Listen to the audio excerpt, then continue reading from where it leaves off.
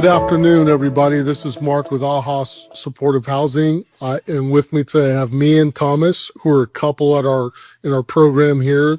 They're getting ready to graduate out of our program, going to be moving on to their own place and starting their new life there. They've done some real amazing things since they've been here. They're managers at our K5 family house as well. We're bringing them in here to kind of share their story and their testimony about kind of their transition from where they started to where they are now to, where they're headed. So without further ado, I want to introduce Tommy and Mia. And I think, Tommy, you were just pointing at Mia, so you're encouraging her to start first. All right. So Mia, welcome. Glad you're here. Thank you for both you guys willing to share. And I'll just let you start talking, Mia, just about kind of where you were once upon a time and kind of what that looked like for you. Okay, yeah, thank you for asking us to be here.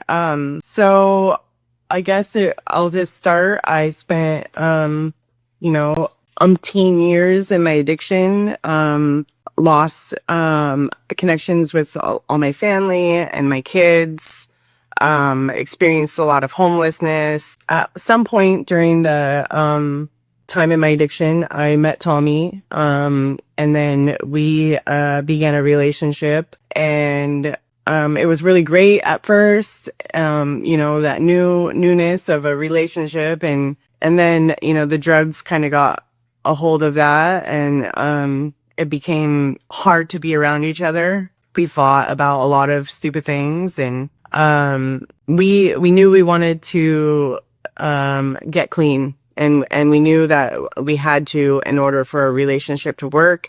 And we were both, and tired. I was tired of the life. I was just tired of being sick and tired of being without and tired of not having a connection with my family. And so, we lived in Yakima. So there wasn't a whole lot of help over there. There's treatment programs, but there's not a lot of like aftercare programs. There wasn't at the time anyways that we were there. Like what happens after you get out of treatment, where do you live? And also I think part of getting sober is you have to change everything. And so being in my addiction for so long in Yakima, that's all I knew there. I had, all the people I knew were using and all the crimes that I had committed. And yeah, so it was like changing the whole scenery. So we came over here, and started treatment. Failed a couple times, went and left. And then, I had gotten taken to, We Care and, for medication and, left. Then I ended up leaving that treatment that took me there. And then, so we were homeless here in Auburn and needed medication. So we went to We Care to get some medication, and they referred us over to the Auburn Resource Center. Awesome. Yeah, and so when we went to the Auburn Resource Center, we also heard about the shelter right there. And we went in there, and they were like, we're full. And so we went into the Resource Center, and we actually met Kent Hayes there. Good. And yeah, and he had somebody who worked for Walk to Freedom actually there, and we talked to her a little bit, and she was like, oh, you guys are a perfect fit. You're a perfect fit for this program. And they're like, if you do 28 days in treatment, we'll pay your rent for 3 years. And I was like, yeah, right. Like nobody Unheard of. Nobody gives away 2 years free rent. That doesn't happen. What's the catch? What do I really have to do? And they were like, no, serious. And I'm like, okay, so how long is it going to take to get into this program? Like, what does this consist of? And I actually told Kent I was going to sit on his leg and hold his leg, and he was going to take me everywhere he went until it happened, So like he couldn't forget about me. And he actually got us into the Ray of Hope. They let us stay there even though they were full. He pulled some strings or whatever he did and got us in there and got us an assessment done at Walk to Freedom. And literally like 3 weeks after we started staying there, or when it walked in those doors, we were sent to treatment. And they paid for the Greyhound bus to there. They paid for the Uber to the Greyhound bus, did 28 days in treatment. And then, the Greyhound brought us back, and they picked us up at the Greyhound and dropped us off at the AAHAA house. So That's awesome. yeah. Yeah. So, I don't know if you want to share some of that part of it or. I do have a quick question for you. Okay. So just in your addiction, how old were you think when you first started kind of dabbling, or what led Oh, you I to was that? probably 14, 15. Okay. Yeah. My whole family used, like my brother, my mom, my stepdad's parents who were always around. They all used, and so it was normal. I was normal. And so I started dabbling with meth pretty young.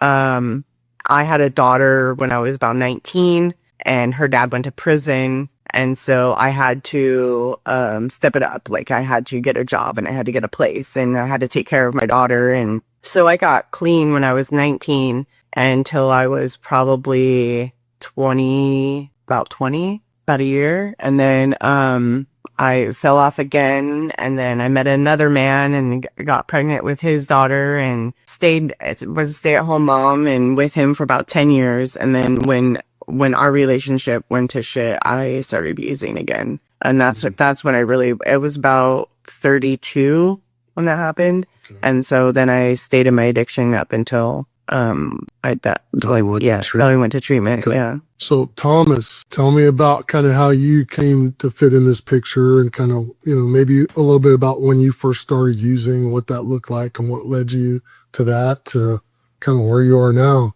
Yeah, my first started using, I too grew up in a family of everybody using drugs. I remember I hung around a group of friends, right? I had a tight group of friends, and we would drink. I remember drinking at a really young age, right? And smoking weed on a rare occasion. But I first started using with my mother when I was really young. I want to say I was, maybe 12, 13. I got turned on to cocaine with her, and I started dabbling in that with her and my sister, my older sister.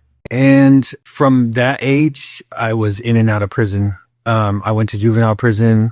Every time I got out, I would get back into the thing with the drug addiction. It went from cocaine at that age to about 14 or 15. I got into the crank and the methamphetamine, the crank, and that one really stuck with me from that age, until I was about, I want to say in my 40s.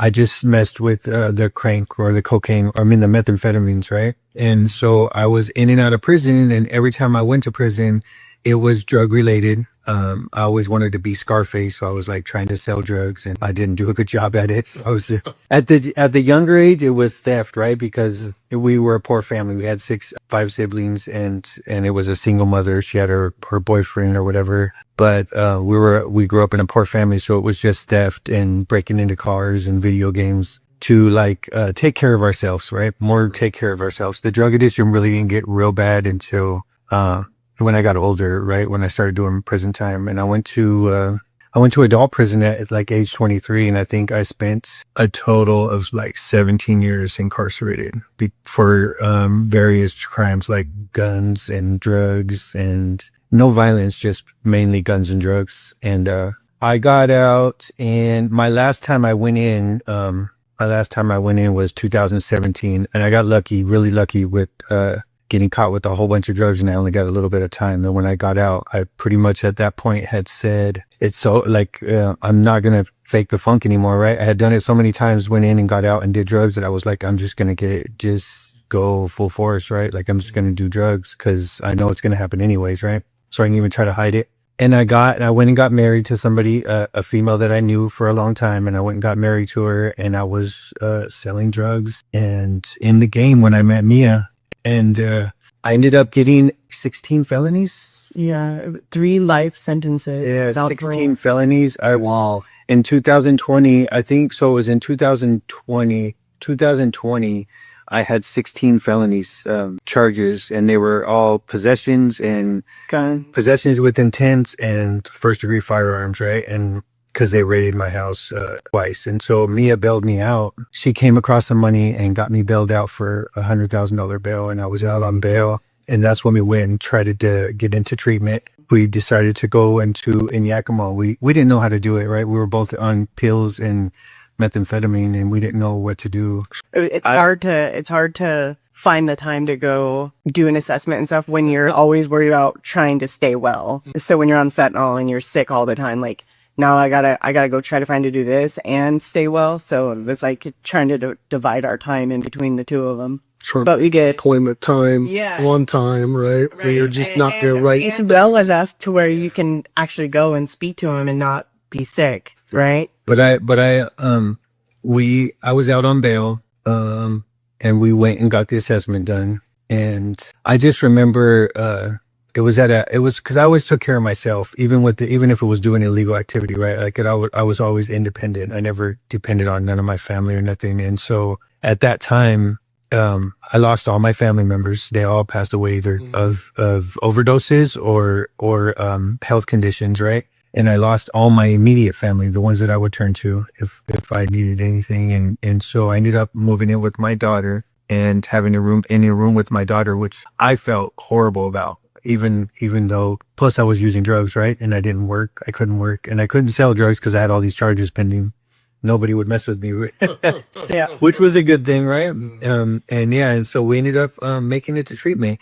I know Mia went first, and she was there for like a month, and I had court cases pending. And so I kept telling her, she kept calling me, telling me she wanted to come back. I was like, no, stay up there. But I had been to treatment before for a whole year in Seattle here. Yeah. And I had been there a year, and I knew that if you went to treatment for a year, when you got out, you would have a job, a house, you would be like stable. So that was the goal. And when we went to that treatment center, I got there for like 2 weeks and we left. Yeah, I had been there for a month and he showed up. And it wasn't the same treatment center, right? It was ran by different people. So it was all different. And for some reason, Kind of a joke, actually. yeah, for some reason we left, and it was like you were in limbo, right? Because they were transitioning from one company to another company. And so it was a joke, but we ended up leaving after trying so hard to get there. We ended up leaving, and that's when the whole situation happened to where we ended up with Kent Hicks, which was a life. Yeah. But I remember getting off. I still was unsure of, I remember starting to practice gratitude, right? And I got off the bus and I got to AAHAA House, and I was there for like 2 days before Mia got there. And I was kind of in shock of whether it was true or not, what's going to happen. Sure. But I got off the bus and I ended up beating all those charges. Thank God I ended up beating all those charges because it was during COVID, right? And I ended up getting a letter when I got off the bus. I was sitting in AAHA for when I first started, and I got an email from my lawyer saying that he filed a dismissal because they violated my speedy trial rights, and they dismissed all 16 charges. Wow. Yeah. What a blessing. What a blessing. And that was like my main motivation. I was like, this is it. Like you're not going to get another shot like this. If I go and do what I was doing, I'm going to end up going away for life. Cause I know sitting in there before I got bailed out, there was like, I was looking at habitual offender for life. They wanted to give me life without because I was a habitual offender. There was 3 life sentences. Yeah, three charges held that. And so, yeah, so when they got dismissed, I was like, this is it. Like, it's do or die now. Like, it's get it together or lose it all. Right. Well, you did. Yeah. You guys did. Right. I mean, it's amazing what you guys have done. Really. I'm a firm believer that if we're living right, good things happen to us. Right. And that's just an example, a big example of you started down the right path and all of a sudden things start lining up, like all your charges go away. You get housing, you go to treatment, right? You meet Kent Hay, and then things just start lining up because you want to do something different with your life, and it's a good thing, right? So I'm proud of you guys. And so walk me through like some of the challenges maybe that you had when you got into housing, and then what took you to the next step in your life, and kind of, where you're headed now and what you do to maintain what you have now. I think, I'm already emotional. Well, yeah, first on it, This is great. I would say some of the challenges that I had, right, were my biggest challenge was getting away from me. I think one of my biggest learning experiences was in the beginning of having that house manager that was in my face, and with all my time in prison, right, it was like I had that no thinking of my emotions. It was just react. And then I had all this opportunity in front of me of my rent being paid and everything. And so I had a house manager that was just in my face, and I remember it going on to a point where I got in an argument with you, right? And the phone where I was like, I don't care if you can't help me. Like I would just blew up on him on the phone, right? Because I felt like I was in the right, and I felt like I didn't do nothing wrong. Like I felt like I was doing everything right. And then he kindly told me, held his cool, and he kindly told me that Mark kindly told me that if you want to get help from people or you want to get your point across, you got to do it in a manner where your emotions are not just out of control, right? Like you just got to be able to control your emotions. You can't let other people control you through your emotions. And that was like the aha moment where I realized that I didn't want to let nobody else do that again, like control me through my emotions, that I have to be in control of myself. And I started working on myself from there, like reading self-help books and continuing to work on who I was, right? Like being in control of me. Yeah. Yeah. And I started working right away. I went from riding a bicycle 7 miles to work to riding an electric bike, and then not being a good bike. And I got a better electric bike, but then I just kept moving up. I know I was struggling with being on the MAT program and driving truck. And yeah, it was just like from there, I just kept listening to audiobooks of working on myself and continued to do that. And what about you? Yeah. I think, I don't really know, when it happened, like when I finally was like worked on myself enough to where, I could learn and stay sober. I don't know when that point happened. I just know that, living in AAHA and just kind of, I think having a manager position helped that a lot, because you see so many people come in and you see them struggling, and you see like your behaviors in them, and you see, and it doesn't work, and you hear the excuses that they say, and you've said them, and you hear the struggles that they say, and you've said those, and you've been through those. And I think that has helped me grow a lot, because, you have to be able to like help them. And it's like not, you don't have to, but that's like the position you're in. Like, these people kind of look up to you. They don't know anything about you. And so you kind of, yeah. So I think that part of it was that. Part of it was, also attending before, because I didn't get a job right away. I worked at the Dollar Tree for a little while that first year we lived in AAHA, but, it wasn't until after that first year that I really buckled down and got a job.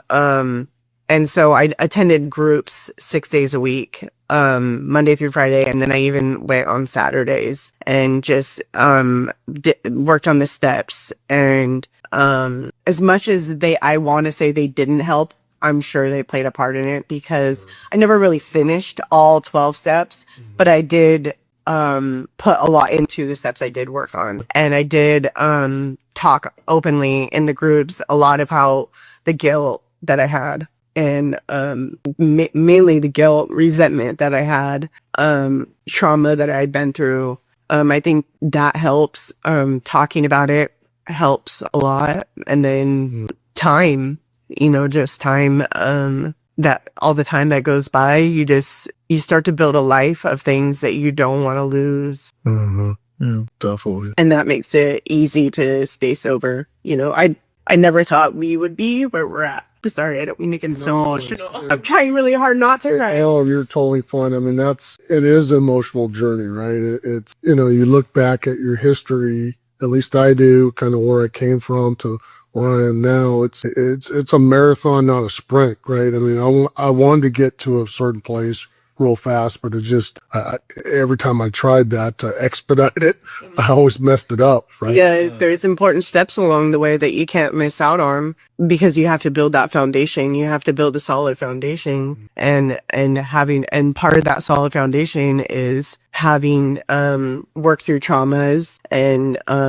work on self. If you could build a life of having all these things, but if you don't do any work on yourself, all it takes is one time for somebody to upset you, or one time to relapse, and you could lose everything. And so if you don't have a good solid foundation to build all the rest of it on, you can lose it just like that. So you touch on some of the solid foundation. So you guys are building things in your life. You've come from the bicycle to the electrified vehicle, right? Yeah. And that's just an example of what you've come through, right? To, you were homeless, to treatment, to housing, to your own place, right? Oh yeah. And so, you talk about not losing that stuff. How do you what do you recommend for people that are on the same journey that you guys are on? And how do you keep that stuff, right? I mean, I know over time it's easy to get it back, right? But how do you maintain it? How do you keep it? I think part of it is how hard we've worked to get it. When you have to work hard to get something, it's harder to lose it. When somebody just gives you something, it's easy to give it away, right? Yeah. But if you, have to work hard for a while and work on yourself during that, I think that makes it harder to lose it. I would have to say from my experience of, because I had a lot of times where I went to prison, right, and got clean, and I got out and I tried to do good and I ended up messing up. My thing would be to that moment of complacency where you feel like nothing's going, like you're bored, like if you're, That too.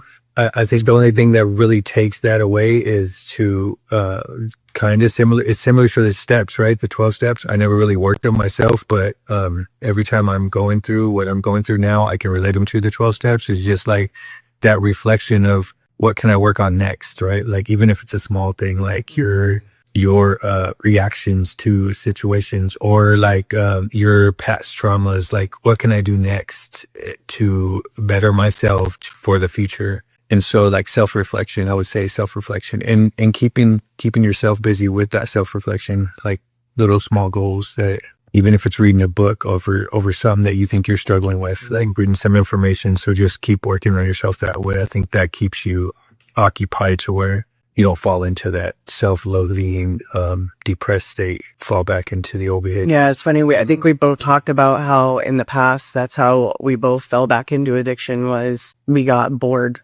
like just not enough going on in our lives. Like, just work Monday through Friday and just come home. And it was like boredom and like complacency. Like he was saying, like, I think that played a big role in, wanting more out of life. And so the drugs, that fast life, that exciting for what short amount of time it is. And that definitely, like I was telling Tommy, we haven't had time to stop. Like we just kept going. When we found a job, and then once we've balanced that, we were like, okay, now school. And once we've balanced that, we're like, okay, now a new place. And, so I think it's like, oh, like he said, always trying to find something to work on or trying to better yourself so you don't get bored, complacent. Yeah. Yeah, that's good. I've noticed there's times that even in my recovery, when I first started, there's times where I had a lull. I get bored, like you said, right? And I wouldn't have anything to do with my time. And I don't want to say I wouldn't have. I just didn't lean into the stuff I should do with my time, right? Yeah. And so there's times where I'm like, oh, I'll go to a meeting tomorrow or whatever, right? And then tomorrow becomes 2 or 3 days, right? And so that did get me in trouble. And so I want to ask you guys this. So now where you guys are now today, do you still find things that you want to work on yourselves? Do you start to recognize certain things that, hey, I want to work on this piece now because I've done these other pieces. Now you become more aware of stuff that pops up, like a trigger or something like, oh, that doesn't feel good. I need to look at that. You talk about that self-reflection. Yeah, I think after we had been sober for a good year and a half, we were like, we need some spirituality in our lives. Like we need to find our higher power, and we need to so we did. We went to different churches and we tried different churches. I got really lucky, and my mom invited us to her church, and we fell in love with that church, and we've been there. We've been members of that church for almost 2 years now. And so that's, we got to points in our life where like, okay, now we can work on this. Okay, now we can work on this. And, like the kids, like Mr. coming in and living with us, like at first we weren't ready for that, and as time went on, we were like, okay, we're ready we've got enough stability in our lives. We can add Mr. to this, and we know that we can be stable for him. And just like my daughter, my daughter's been talking to me. I've went and had coffee with her, and we're working on all the anger and resentment she has towards me. So it's just self-reflection, and then when you find what it is you're missing, you gotta start small and just go for it. Yeah. I think it goes with just having a gratitude for life, right? Gratitude for what you do have. But the self-reflection is the key, I think, to finding out what's the next step. And then a big part of it, I think, is, I would have to say, would be not forcing stuff, right? Like letting it, if it doesn't feel like it's meant to be, then move on, try to find a different thing, right? Sure. Like, so instead of trying to force life, because I think I spent my whole time growing up in prison and doing addiction, trying to make things happen the way I wanted them to happen. But now it's like, now I'm getting the feel of it. Like, is the universe gonna let me do this? Mm-hmm. Or is it telling me that I need to do something else, right? And that's really been the key to doing the next right thing. Kind of get out our own way a little bit. Huh? Yeah, that's the hardest thing, getting rid of ourselves, right? That's my hope. All right, that's good. So just to bring this up so people know, so you talk about your daughter and you talk about Mr. So who's Mr., right? Just so people know who that is for you. Mr. is my youngest son. He's my youngest son. He's 11, and I have 5 kids. They're all of age, but my youngest son, he was living with me in my addiction. His mother, how would I say it nicely? She struggles too. She's struggling, but she's really lost her mind in addiction, right? And when I was living with him before I got all those charges, he was living with me, and that was, I mean, he was safe, but it was still a chaotic time, right? Because he was living with me. And when I got arraigned those times and I had those charges pending, I let him go with his older sister from a different father. He has an older sister, and so she had him for a while. And then when I got here, I was like looking for him, trying to find out where she was at, because I lost contact with him. I was in jail for a year, and I got here to treatment and all that. So I was like lost contact with her. Sure. And when I found him back, he was coming over for visits, and then he really wanted to stay. He just told me one time, he's like, I just want to stay here with you. I don't want to go back. And so I was like, there was no court involvement. And so I was like, I mean, if he wants to, then he can, right? And that's why I figured out what I can do to get him there. That was a scary time too. Yeah, I wanted to make sure that it was the right time instead of Just doing it just doing it, and it hurt him, because he's had his sisters and his brothers, right? So he was in a safe spot, but he needed his father too. So I wanted to make sure it was the right thing to do, and like I wasn't Sure. But that's awesome, right? That's one of those things that you get back that, it's going to be a ripple effect in his life, right? And a positive one, right? And so I would always say, and I've told them, when we bounce back from stuff, like we overcome things, right? And we have kids, and we're present, and we could suit up and show up.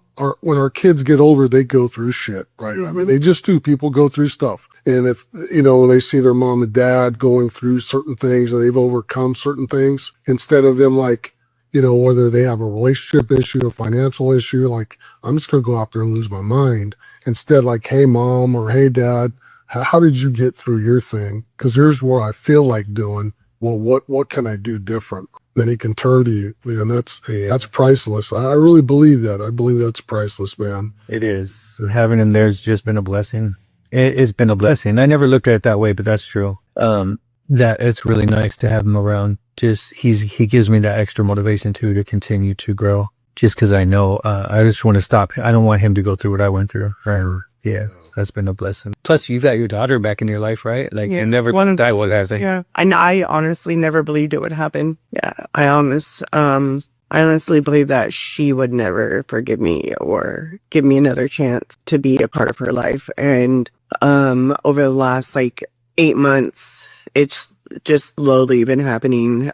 Started with her texting me. I just want to add that I told you the whole time that it would happen. You just gotta be patient, and I told you the whole time. I know, but in my heart, in my gut, in my heart, I honestly just thought it was never gonna happen. My mom passed away earlier this year, and they had a celebration of life for her, and both my daughters were there, and I hadn't seen them in over 10 years or talked to them. and they were both there, and everybody's like waiting for me to react to them. Everybody's like kind of on eggshells about it, because I've always kind of been one to like not care about what I look like when I react a certain way, and so I'm just like, I told Tommy, I'm like, well, I'm damned if I do and I'm damned if I don't. Before I leave, I'm just going to ask him to hug him. I'm just going to ask if I can hug him. And so I asked my older daughter, and she was like, absolutely not. And I asked my younger daughter, and she open arms and gave me a hug, and I had a few words with her, and then that was kind of it. But I had given my niece a credit card to help pay for stuff for my mom's thing, because it was in Yakima, and when she went to give it back, I said, no, just give it to my older daughter, just give it to her, and just tell her that if she needs it, there's an emergency, she needs food or bus fare or whatever, she has it. And so some time went by, and then there was a charge on the card for some groceries, and I was like, okay, so she's using it, and then a little more time went by, and then there was like a Uber charge or something on there, and I was like, okay, this is good. Like I was told Tommy, I said, I don't know how this is gonna go. I mean, this could go a couple different ways. She could be really mad, and she could go out and just max the card out real quick and just be like, I'll show her, or she could cut it up and not use it, or she could, actually use it when she needs it. And it seemed that it was the latter that she was going to do. She was going to use it when she actually needed it. And then one night I'm laying in bed, and I got a text from her, and she's like, hey Mom, it's Hannah. I just wanted to tell you thank you for the help. I really need. And I was like, all right, so I'm chipping away a little by little, because she knows where that's coming from, And then I was like, oh, well, now that I have your number, does this mean I can text you? And she's like, yeah, of course. And so it was just, a little bit of back and forth. And then we had a Recovery Beyond had a showing for the documentary. It was a private showing for that documentary that we were a part of. And I invited her, and I invited my aunt and my uncle and my sister. They all came, and my daughter came, and my aunt came, and my uncle came, and my sister came. And so that was the second time I've got to see her in 15 years. And that was kind of cool. And she got a little insight onto my feelings on, what I've done to my relationship with her, because I talk about it in the documentary. And so she got to see that, and I think it gave her a little insight, Mm-hmm. I think it helped. And then we met for it was coffee, but we didn't actually have coffee. We had food and talked for like 3 hours. And then, and I just told her, I said, I know there's a lot of things that you probably are holding in that you probably need to talk about. And I'm here for you whenever you're ready to say them. And she's taken full advantage of that. And she's still, every time we've talked, she's told me some things, and and I'm just glad I'm in a place where I'm not going to go use, because I hear those, and yeah, they hurt, but I've done enough work on myself where I can see where she's coming from. I can see her perspective, and I can understand why she would feel that way. It's part of the healing, right? It's part of It the is, healing. definitely. So you guys are moving on now. Okay. It's a bittersweet moment for us over here at AAHA, right? Us too. But well, I'm really happy for you guys. You want to talk about that for a second, and just because I know it's coming up real quick. Yeah, it is. It's scary. It's scary because AAHA has been a big part of our life, right? I think it's held us accountable, and we've gotten to see, like Mia was saying, everybody that's came in, we've been able to see ourselves in them, and so that kind of keeps it in the forefront of our mind. So this is going to be the biggest trial, is going into our own house and seeing if we can maintain what we got right in our own household, because we have nobody keeping us accountable. It's going to be solely us, right? For sure. And you just work around the corner, Tommy. Yeah. So we can come get you anytime, man. Yeah. Yeah. I think part of it too is like in the past when we've had like our own places or lived with people, we didn't have the goals that we have right now. Like we had goals, like we want to own a house. We want to get work towards a master's. We want to open our own treatment place. Like, we have goals. That's awesome. Like, we're seeing through, like, we've started on these goals. Yeah. Like, we've talked to people. We talked to a lady about creating like money mutual funds, and we've started saving money, and we're in school and we're working towards more degrees, and we're not going to just stay at the associates. And I think that's a big difference too, is like in the past when I know in the past for myself, when I lived in a house like with my kids and my kids' dad, like that was it. Like, I didn't have another goal. It wasn't like, oh, someday I'm gonna own my own house, or someday I'm gonna get this degree, or someday I'm gonna, like, I didn't have those goals. I was just living in the moment and got keep life interesting. yeah, and got complacent and got bored and was like, this is boring. I don't want to do this anymore, rather than having some kind of goals. So it's nerve-wracking, yeah, like he said, not having AAHA to hold us accountable. But I'm a little nervous about it. You guys, it's probably a healthy fear. Yeah. And you guys are going to do awesome. I believe that. I really do. Yeah, And I know you guys are getting into like the social service business of counseling and therapeutic stuff. And what just touch on what kind of took you there, that route. I think mine was like, I remember going through We Care, and I had a counselor there. There was a counselor there that had been through the same struggles as me, done like a whole bunch of time in prison, and he was a counselor. And he kept telling me, he was trying to preach the 12 steps, and I was like not ready for the 12 steps. So I told him, like, you're not going to force it on me. I've been through this before. I'll do it when I want to. But he kept telling me I needed to use my history to help others, right? Yeah. And so I was driving truck, and I almost went to go get my CDL. I had the money to go get it. And that was that moment when I felt like I needed to change my path. And the universe kind of pushed me in that direction. So I went and seen him, and he told me how to do it. And so ever since then, it's been fun. Yeah. I thought it's been interesting, but Mia's been right behind me. Like, she had tried to get into it before, right? Yeah, I signed up and I got financial aid and got accepted into the college, but I didn't know the next step. Like, I was like, well, okay, I'm admitted, and the funding says that don't give me funding, but where do I go from here? So I kind of just didn't do anything about it. And then he went and did it and was like, yeah, you got to talk to this person and do this, and you got to do that. And I was like, oh, okay. So yeah, I'm a quarter behind him, but yeah, I probably wouldn't be where I'm at if it wasn't for him taking that first step either. Doing something like this, going to school, getting a degree. I mean, did those thoughts ever run through your mind? I didn't see it 2 years ago. I didn't picture past the next day until we had the AAHA housing paid, right? And then that's when, once we had our foundation with food and housing, then we were able to look past that. Like the basic necessity. Yeah, the basic necessities were big. We didn't see past it. Well, I want to thank you both for coming in here and sharing your testimony and just being transparent, being vulnerable, because that's a big deal. People need to hear that. Me and Thomas are our first couple graduating here. They're going on to their own place, and great things are happening in their life. And we're all so proud of you. We really are. We're going to miss you. But like I said, I know you guys are going to come visit us. And if you don't, we're going to come see you, right? Right. So, well, we love you guys. None of it would have been possible without AAHA's. Well, you guys did all the work, right? So this is kind of what you're talking about. You guys and continue to do it. So we love you guys. Thank you again for coming and do this on a Sunday. Yeah. We appreciate it. And we wish you the very best. Okay? Thank you. We really do. Yeah, thank you.